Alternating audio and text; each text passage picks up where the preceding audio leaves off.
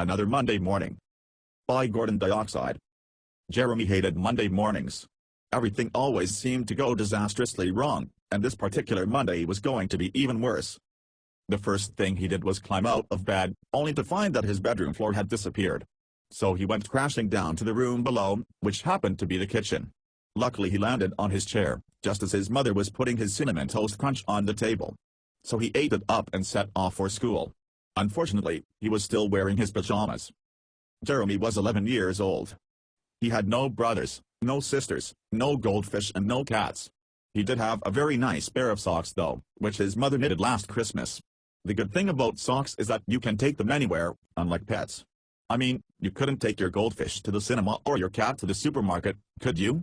He called one of them left sock and the other one right sock, and kept them in his pocket because left sock didn't like the smell of his feet. When he got to school he found that there wasn't a school, as it had been flattened by a wild bulldozer over the weekend. This was a typical Monday morning disaster for Jeremy, although it did mean that he wouldn't have to go to his French lesson today. Just then, he saw Billy Muggins looking at where the school used to be. Billy Muggins was the only boy in his class with a mustache, and he was also still in his pajamas. Before they had a chance to say hello to each other, they heard a quiet voice coming from somewhere. "Help! Help!" said the voice. The two boys found that it was an ant trapped under a pile of bricks, so they rescued him. The ant said his name was Anthony and he wanted to go home. "Where is your home?" asked Jeremy. "Australia," said Anthony. "Australia? How did you get to England?" asked Jeremy.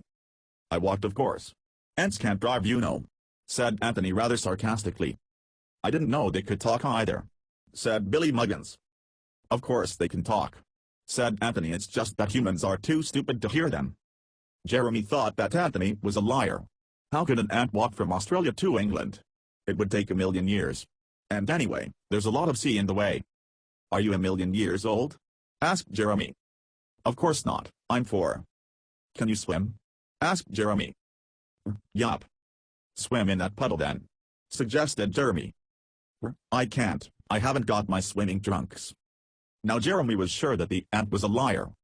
All of a sudden, a thick fog came down from the sky. When it cleared, they found that they were in the land of the anteaters. Now if you are an ant, the land of the anteaters is one place you definitely don't want to be. 3 anteaters walked up to them. They were looking at Anthony and licking their lips. They hadn't eaten for many days and were extremely hungry. The leader was called Nick Nasty, and he lunged at Anthony with his long sticky tongue. Jeremy quickly picked up the ant, and hid him in his left sock in his left pocket. Billy Muggins pushed Nick Nasty away and told him to clear off. Nick Nasty was a bully, but, like all bullies, he was also a coward, so he ran off with the other 2 anteaters following him.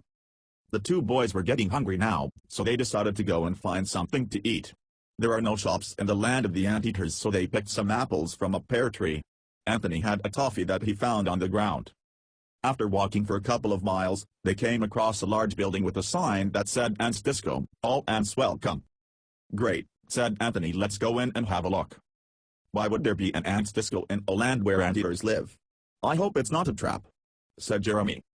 They crept inside very nervously, and found themselves in a large darkened room where spooky music was playing. Suddenly, nothing happened. And then, just as suddenly, something did happen. The lights came on and they saw that they were surrounded by hundreds of anteaters, all staring at them. Nick Nasty stepped forward and said, "Good, lunch has arrived, everybody."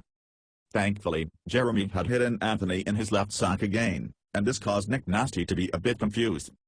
"Where is the ant?" he boomed, in a loud angry voice. "We ate him for lunch," said Billy Muggins. "I don't believe you. Humans don't eat ants," said Nick Nasty.